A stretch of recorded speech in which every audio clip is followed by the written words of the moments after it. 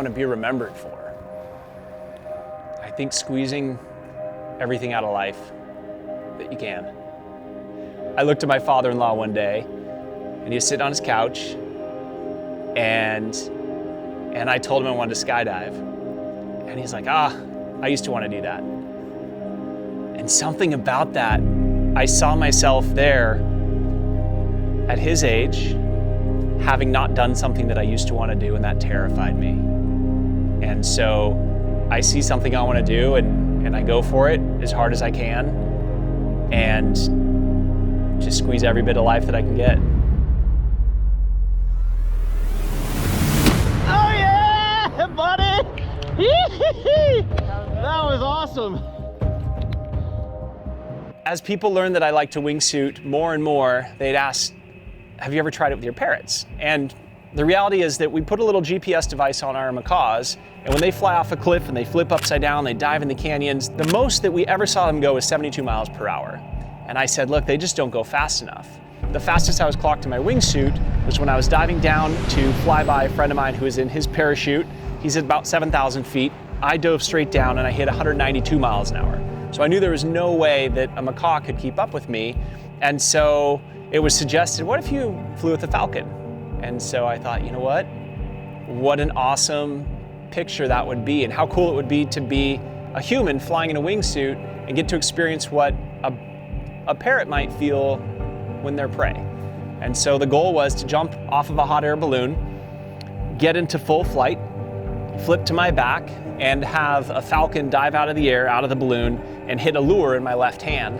And what I pictured is that I probably won't see that bird coming, and I envision that this bird's gonna scare the hell out of me, and will hit the lure before I have a chance to see it. But either way, I knew it was gonna be a hell of an adventure. Today is day 6 of balloon jumps, but it's actually the 4th day with the Falcon. So we've had lots of progress, but today we're gonna try something a little bit differently by intentionally trying to drop, instead of dropping out and going for a long flight immediately and possibly discouraging the Falcon, I'm gonna dive down and spiral for a 360 to give her time to fold up and drop down. If we timed it right, it'll take 6 to 8 seconds for me to do that, and then I'll flatten out, flip to my back, and she should be right on me. So fingers crossed, because every time we do this, we get one more little data point to correct, but we're running out of opportunities, and so we're just gonna see how it goes today, but that's the plan. 24 location. M2 here, 10706. Call from West Kamala. Fire, get clear recording. Peregrine falcons have been known to go 220 miles per hour. So that was kind of the perfect bird for this. Like I said, a macaw, there's no way that it could ever get the speeds that I need it to do to keep up with me. But if I can get my flight pattern right that entices her just right, she'd have no problem catching me. I look at it as an opportunity where probably more than ever, we are going into the Falcon's realm. We're up there with the Falcon and it's her world. And I think the opportunity's there that she's gonna teach us something. I don't think we're gonna teach her much.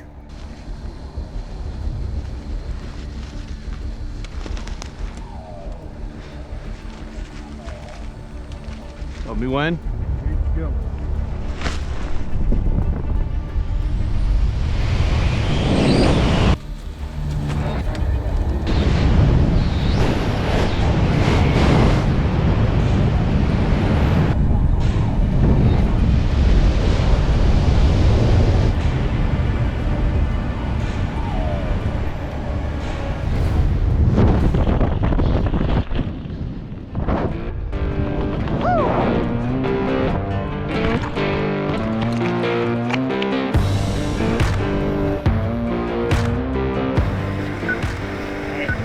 That direction.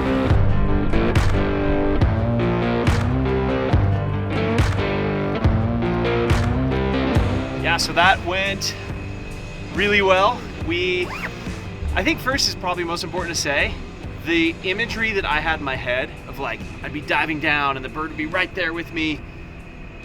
I don't know that we're gonna get that, she's too fast, but she dove after me, and then she dove after Braden, and she's a blur in one frame. Like, unbelievable how fast she is, but super cool because Daryl was hooting and hollering in the balloon, and honestly, he needed that win, because yesterday we were like, we were learning from something not happening versus learning from like a little improvement every day. Those are encouraging, but today was awesome.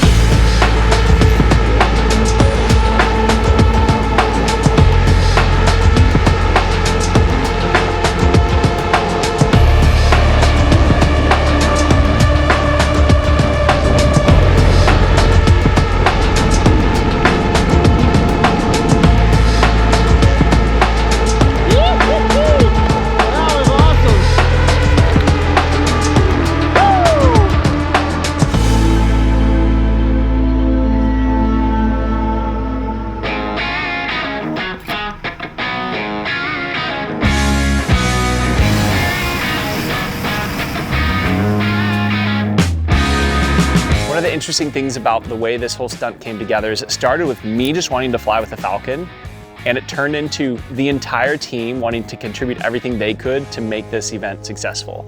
Hey baby, fly with me, Scarlett.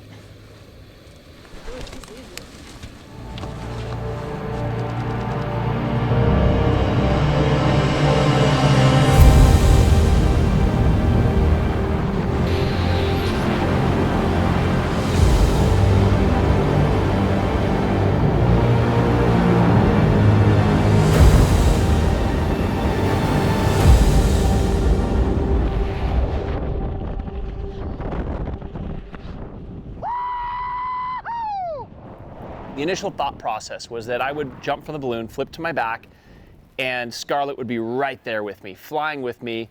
She'd grab the lure, and that there would be, I thought, 1 to 2 seconds of a really cool slow motion shot of her coming in and grabbing that. And boy, did we quickly realize that what that vision was is not actually what she's doing. And through this, we've learned a ton. It's a pretty unique perspective to get to watch a peregrine Gyr hybrid, or any falcon for that matter, from 12,000 feet in the air and watch her dive down. And so it was really fun getting to watch Daryl see the different ways that she flew from a perspective that he hadn't seen, and at an altitude that most people wouldn't fly those falcons. And although the measure of success for me was getting this bird to fly with me, we had to change how we measured that success.